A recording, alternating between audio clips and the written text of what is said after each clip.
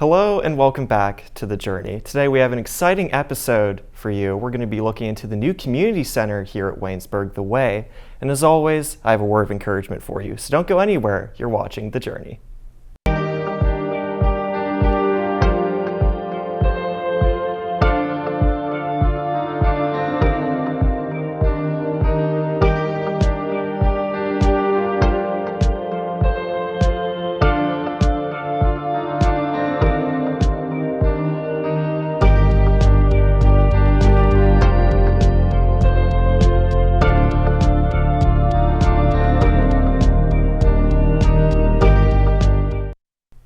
Hello and welcome back. Today I'm joined with Jay and John here from The Way, the new community center here at Waynesburg.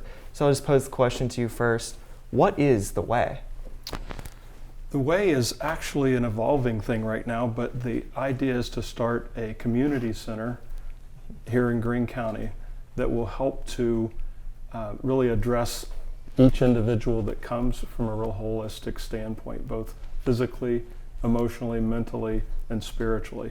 And so we're excited about having an impact on our community to help elevate the overall education, the overall skills and abilities, and connecting people with opportunities to help them grow. Mm-hmm. And John? The Way is, in a physical sense, is a former grocery store on the corner of North Rich Hill and High Street here in Waynesburg. And it will, in the next year, become a transformed building in which people will be hopefully excited to walk into its doors, and there they will be experiencing hopefully an opportunity to connect with one another in some ways that have not really been possible in Greene County up until this point. And that more is the movement of The Way. The Way is an effort for congregations, nonprofits, and people that really value Greene County to come together to leverage what we have for our greater good as a way of exemplifying the love of Christ through our actions and through our love. So before we actually went on air here, you mentioned that you've been involved with this for almost 4 years. So where did the idea for The Way come about? Well, at the time that I was the moderator of First Baptist Church of Waynesburg, and we have had a mission of serving Christ, loving others, and that has shown to be such a positive, powerful movement within our church that we knew when we had an opportunity and God blessed us with the resources that we could either use that as something that would serve our church or something that would go outside of our church to serve. And we were able to get buy-in from our congregation to say, like, hey, we'd much rather do something that's exceptional, that's different, by showing that sacrifice and that selflessness, by opening the doors to something outside of these walls, reaching people who would probably not walk into the church. And that was almost 4 years ago. Due to COVID, we came to kind of a screeching halt after we purchased the building. The first year, it was literally, we were just trying to, like everybody else, just try to hold everything together.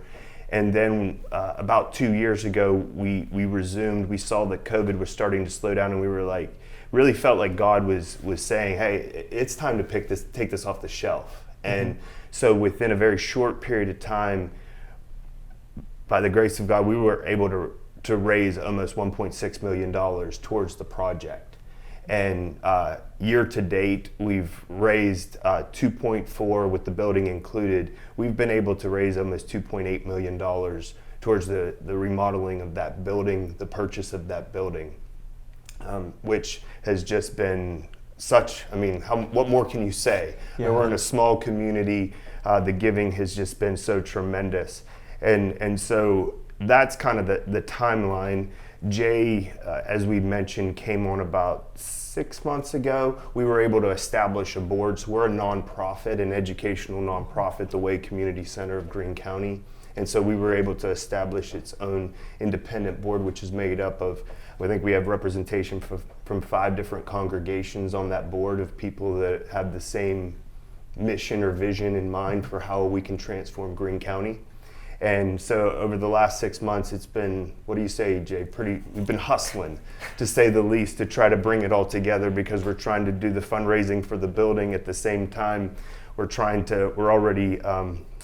manage the Cherry Door, the thrift store on High Street. We have the Way to Reading programming in the elementary schools.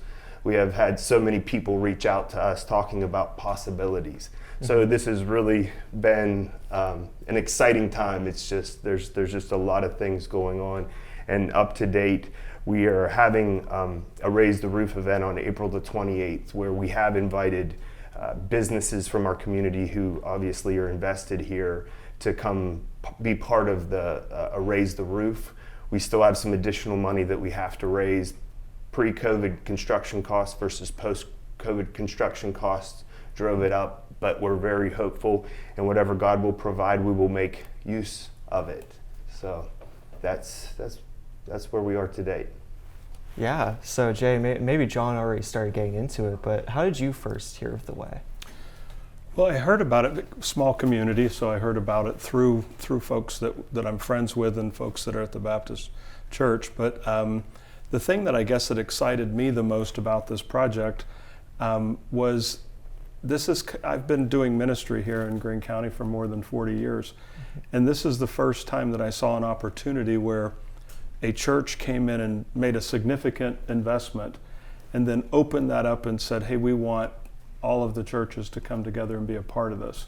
And that really caught my attention, because we've just not seen that kind of collaboration before.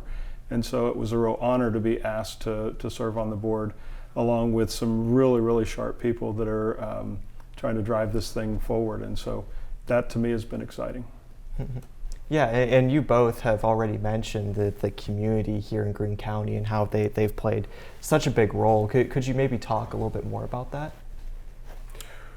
Well, we really have had, and this is no negative feedback. Every entity, whether it's from the commissioners, from the university, from the school districts, from other congregations, it has been like, yes, we need this. Mm-hmm. I think there's such a sensitivity right now to the needs of the world, because I think everybody realizes how much people are struggling. Mm-hmm. And that's where it just seems so divine that God has planned things in this order to be able to give us this opportunity. And I think it's so relevant for not only our county and our economic needs. There's just so many different pieces that are going on that people, I think, are more than ever ready to say, hey, we got to do something different. Mm-hmm. Like the old way of doing things is not serving us any longer. And so we've really been energized, and people have just said, yeah, like, let's figure this out. And that's where a lot of these moving parts come in. It's like, how do we come alongside entities that are already doing good work? How do we give opportunities to them to do more good work? How do we augment that? With the whole idea behind it is that we know whatever we give to God, He will multiply. And that's really the spirit behind this. Mm-hmm.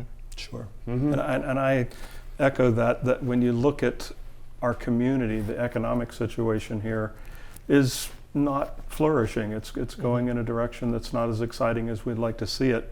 And this looked like low-hanging fruit to us, to say, hey, if we can just get on board with investing and pouring into really a multi-generational effort, young people, folks that are looking for jobs, elders, senior citizens, if we can make an investment into all of them, it's an opportunity to elevate the whole game here. Mm-hmm. And there has been a lot of energy, as Jonathan mentioned, from many civic organizations, from government agencies, all kinds of places that are just saying, we're on board and this is something we'd like to get involved with. Mm-hmm. Yeah, and then just the final question for you two, what's next for the Way? Well, we need to raise about $2 million. Yeah. And then we can move on. And if we don't raise $2 million, we have made more than enough money to get the doors open, and then we'll take it from there. And then our next step is really this ongoing piece where we're reaching out to entities that are already doing good work to kind of figure out how then do we take it to that programming. So what exactly are we going to be doing inside those walls? And we're told about 240 days with construction. We handed the keys over to the general contractor last week, praise God. We were able to save a lot of money by local volunteers putting in some time for demolition. We saved about $180,000 thanks to just some hard work from a lot of great people. And so we've been able to do that. So construction ground should be broken on the actual construction part beginning the first week of May. And so that'll start, but in the meantime, the board will continue pushing forward with figuring out exactly how we best utilize what we've been given to help transform this community, the needs of this community. And I did want to mention, we're really, what we've landed on is we want to value every single person that walks in the door. We want them to know that they have a unique contribution to our community. And that's really where the love of God pours into just letting every person know that they matter. And then from there, we want to equip them, give them opportunities to do things that they otherwise may not have had. And that's where we leverage some of our older adults, some people that have skills and things to be able to come in and say, hey, please teach a cooking class, teach a kid how to sew a pair of pants, whatever it may be. But it's more about building those relationships that's so important and letting know these kids matter. And then the last piece of it is connection. So we're trying to connect all those parts, whether it's the churches, whether it's employers, whether it's the school systems. Like, we're trying to connect all these parts to kind of bring them together, so then we all start to help one another, and it's a win-win for our whole community, and then it starts to lift it up and transform it. Sure. I actually see the sky as the limit. I mean, we really can do about anything there, because it's defined in such a way, as Jonathan was saying, that we're valuing people, we're equipping them, and we're connecting them. And so we're open to it becoming whatever it needs to be. And that way it could actually transform into something that maybe we didn't originally have on the agenda, but have the opportunity to meet a need. And so anything that we can do to invest in our community, to raise the intellectual capital here, to help retention of young people staying here, and to help businesses flourish with a pool of people that actually can come and work and wants to stay in our county. And so we're really excited about the future and the opportunities that are in front of us. So, and I guess, as we sit as a group of believers and as the board, and we try to discern God's will, I guess the best answer to that is whatever God decides is what's next for the way, because we are really trying as much as we can to stay obedient and stay focused on this, because it is such a blessing, and we're so fortunate with this opportunity to do this at this time in this place. Yeah, definitely. Well, thank you both very much for coming on the show, and I wish you the best with whatever comes next for the way. Yeah, thanks for this opportunity. We appreciate it. Yeah. Coming up next on the journey is my word of encouragement, so don't go anywhere.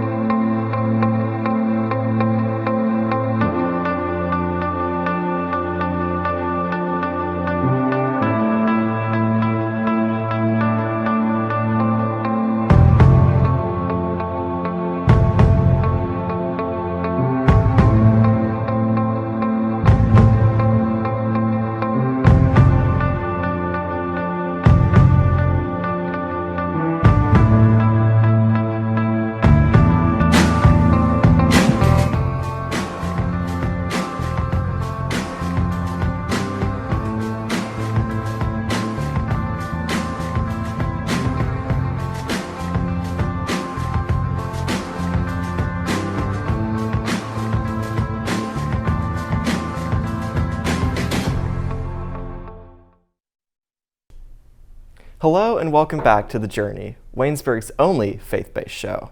I'm Tim Durkin, and this is your word of encouragement. Time is a funny thing. One moment can stretch on for days, or weeks can fly by in an instant. For many seniors, I'm sure the years sped by faster than you thought possible. Even though I'm only a junior, I've felt it myself. Now, with only a month until graduation, what does it feel like? Are those weeks stretching into years, or do the remaining days seem like only a few seconds? The closer you get to receiving that diploma, the closer you get to the real world. Once you grab that diploma, shake President Lee's hand, and leave that stage, you will be unceremoniously dumped into the next major phase of your life. You could be looking for jobs, moving out for the first time, meeting new people. Maybe you've already found a job and now you have to worry about that new environment. Suddenly, when it felt like school would never end and those years felt like decades, you've been swept off your feet to somewhere entirely new in what feels like a brief moment. Whenever that happens, God won't let you hit the ground. He'll catch you on the way there. In this confusing, scary time, trust in the Lord and let Him carry you to the next phase of your life. There was a short story printed out on the wall of my high school religion classroom called Footprints in the Sand. In it, a man walks along a beach with God, reminiscing about his life. He sees tracks left from the both of them. However, during the hardest times in the man's life, there's only one set of prints. The man turns to the Lord and demands an answer for this. The Lord explains that during those hard times, He was carrying the man on His back, supporting him through thick and thin. This isn't scripture, but it always stuck with me as a beautiful reminder of the lengths that God is willing to go for us. So, seniors, I encourage you to do this. Accept your diploma, shake President Lee's hand, and walk right off that stage into the Lord's arms. I promise you that He can bear the weight for however long you need. Thank you all for tuning into another episode of The Journey. Be sure to watch all the previous episodes on WCTV's YouTube channel or catch the new episodes premiering on Channel 14. God bless and take care.